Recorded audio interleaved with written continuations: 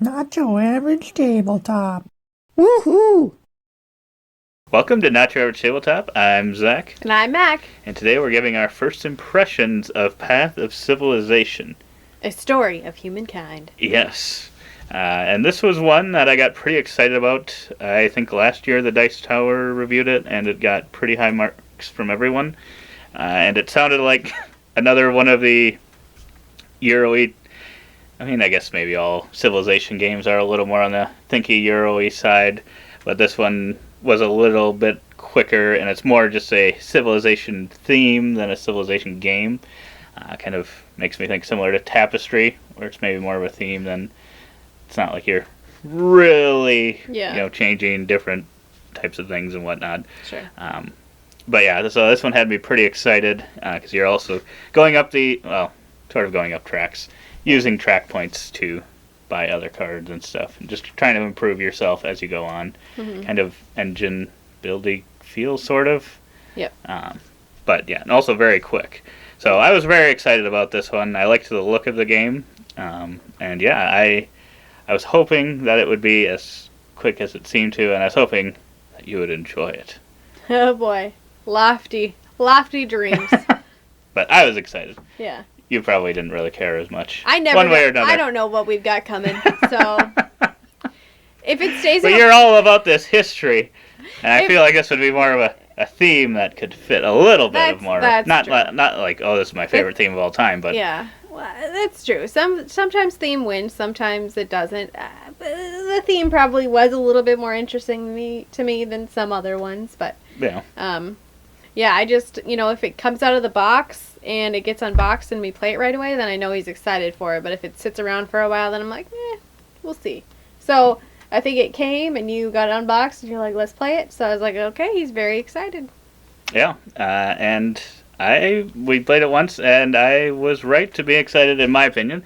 We'll see what you have to say about it, but it says 20 minutes per person on the side here, and that probably is definitely right once you know how to play the game, because this is a very quick game, and that's something I love about it. It makes me think of Endeavor, Age of Sail. I don't know why, but I'm like thinking of how simple that is, where you're doing this thing, this thing, this thing. It's kind of a step-by-step process that's all pretty quick.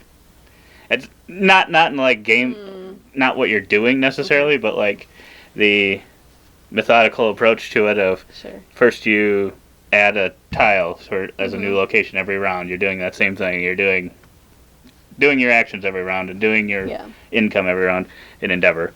And then this one, you're kind of you've got your set of 5, maybe 6 cards, and you're picking 2 of them to activate one half of the card and 2 to activate the other half of the card, and then you are leaving the other one to history, pretty much. So you're getting rid of that card. You'll never use it again in the game, so you have to think about which cards you really are willing to get rid of.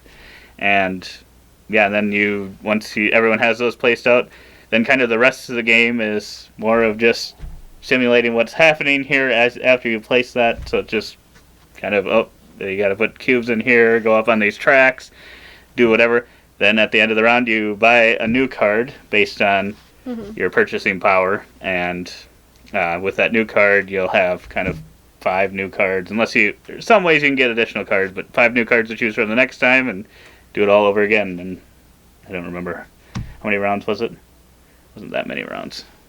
9. I was thinking 9, but because it was 9A and B. But the first, But the first 2 are like kind of like prep rounds. Yeah. So. But yeah, it was just very simple process, but it was very so simple. fun. You were like skipping over. I was.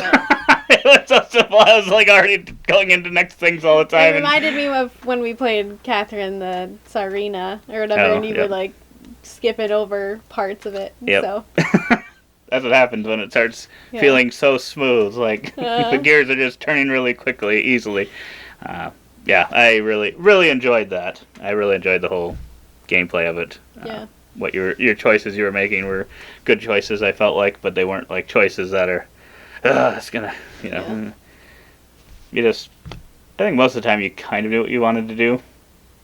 Yeah, I mean, it took me a little while to kind of catch on. Like, there's certain scoring cards down the road for certain set collection, essentially, is what it is. So I think that kind of ends up dictating kind of how you move. But there are a lot of different, I don't even know what you call them, like types of history or whatever those were, types of civilization advancement pieces. The different colors. Yeah, the different colors. So, like, it seemed like maybe you would, depending on your card makeup, you maybe started a certain way and then you needed to go, oh, well, I started really heavy on the yellow and now we've got to score blue. So, how am I going to do that when I haven't done anything with the blue? And kind of go from there. So, it was an interesting flow, but it did remind me, I think, a lot of Hadara, I think. Oh, yep. So, in that that's way. a good one to compare it to as well. I'm trying to think. It's by Captain Games. Fabien Gridel. I'm curious. You keep talking, Maggie. Okay. I can't remember because I know there was recently one that was the same designer as Hadara, but I can't remember if it was this one. Okay. While Zach's looking, so I'll give my thoughts on the game. I liked the game. The first turn or two, I think I was a little bit confused just because I hadn't quite caught on. There's different symbols that. No, not the same. I don't think so. Okay. Not if that name on the top of the box is who did it. Okay. There's just different symbols. So there's a blue symbol, but the way that the blue symbol comes across means you either do this or you put a thing in the cube. So that part was the only hang up I had, was this is yellow, but the yellow means you put it in the cube thing, you don't move it up here. So there's kind of some pieces that I thought were okay, well, once you get the hang of it, I can understand it, but it was there's a lot of symbolism in the game that I felt like you had to kind of get aligned. Which is fine. It's just like any other game. It's just there's 2 per every single one of them type of thing. So I thought that was unique, and then it flowed really well, like you said. And I think I said at the end, I beat Zach the first time, and I'm thinking I will never beat him again because this is absolutely an engine builder, it seems like, and you just are so good at those. I'm I will never ever be able to repeat this you might again. So I was I think I can see how you'd want to, and I just thought I really liked the way the card drafting kind of worked. It's not drafting, but how you buy and then you replace, and your hand is changing essentially. So you might buy a really expensive card, but depending on what you need, that card might go out of your hand. So I thought that was really unique. And then kind of the set collection, I wouldn't call it that, but essentially pushing forward on certain tracks is what you're doing. So I thought that was really cool, kind of how it all worked together. You kind of want a little bit of each, and that always is really interesting because you can't just go heavy on one. You gotta kind of stay in the game on all things. So it spreads you thin, but I kind of like that. So. Oh. Yeah, I totally agree with you on that. I think you maybe could try to go all in a color. I don't know how well it would work. But you're going to miss scoring. You're going to miss the military prowess. That's true. That's true. Because, you definitely... I feel like I didn't do very great on the military. Yeah. I always had enough to qualify. I was I'm winning. That's the only one I understand. And I didn't understand it that much. But yeah, I think everything about it was really simple, and I think even at higher player counts, it's 20 minutes per player, a lot of it is kind of simultaneous, so I don't even know for sure that it would bog down too much at higher player counts. It goes up to 5 players, and this is one, there's games sometimes that I'm oh god, I would never want to play this at the max player count of 4 or 5, and maybe once I played this at 5, maybe I'd change my mind. But I feel like I wouldn't mind, I wouldn't be thinking to myself if all of a sudden we were in a 5-player game of this, I wouldn't be oh god, this is going to take 3-4 hours. So, which is awesome. It reminded me a little bit of It's a Wonderful World in that way, where it felt like the pieces that you're doing simultaneously, were aligned kind of in that way. There's very little, actually, that you are doing, against or, on the main play area Oh, where yep. turn matter orders. Yeah, because that really just comes down to when you end up trying to buy the historical Monuments. people or the monuments. The Then leaders. it's just there's a little thing on the top of your player board that Yeah. kind of says if it's a blue person or a red one or whatever, you have priority over Yeah. whatever priority over other people Mhm. and stuff. I like that as well. Yeah. It just kind of random. You could get unlucky sometimes that you could be like have the priority one level lower than someone else that happens to want it and no one else really cares. So you could get a little unlucky, but I think overall I think that's a good tiebreaker system. Yeah. It's a very simple tiebreaker system, so it's not like you're trying to Yeah. I don't know, bid additional things and stuff. Mhm. But yeah, and then it also allows you to, so you're kind of bidding on those people. This wasn't as interesting of a thing in 2-player games, No. because we almost never wanted the same person. But in a higher player count game, I would assume there's going to be more times where people are going to want the same person, and you all kind of put your cubes on them to bid on them, essentially, and then you could move those cubes over to another person to buy if you wanted to. So I like that it gives you the option, like, An out. yeah, if you get beat out by the tiebreaker thing, you still have an option potentially to Yeah. buy a different one Mhm.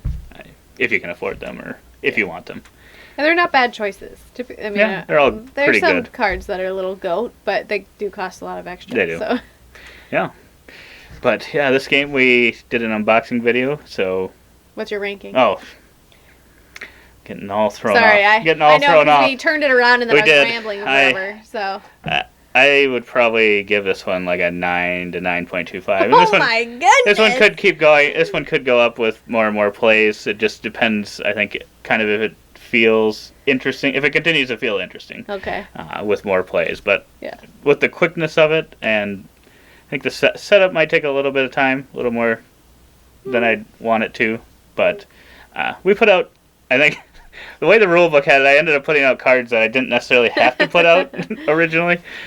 You can just kind of add them out, but it added more room to what was on the table and Yeah. stuff. So I was like, oh, I guess I didn't have to put that out, but the rule book made it sound like I did.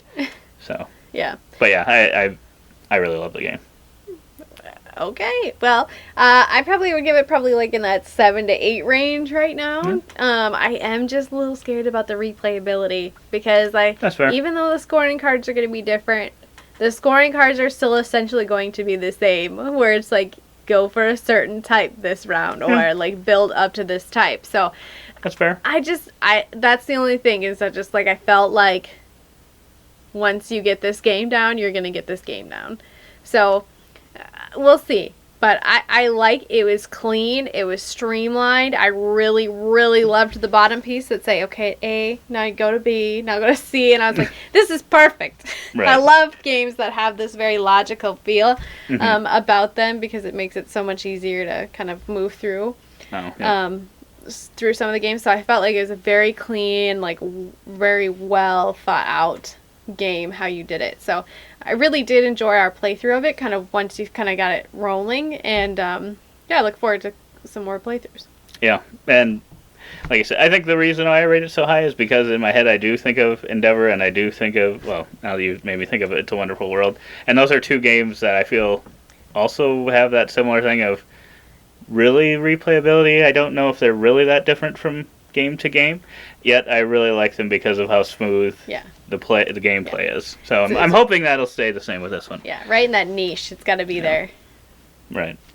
But now you can go check out our unboxing video if you want to. It's free. Yes, it is. And you can see all the components in the game. If you've made it this far and liked the video, give us a thumbs up, subscribe. We would definitely appreciate that. But otherwise, we hope to see you on the next one. And as always, don't forget to keep on nibbling on our content.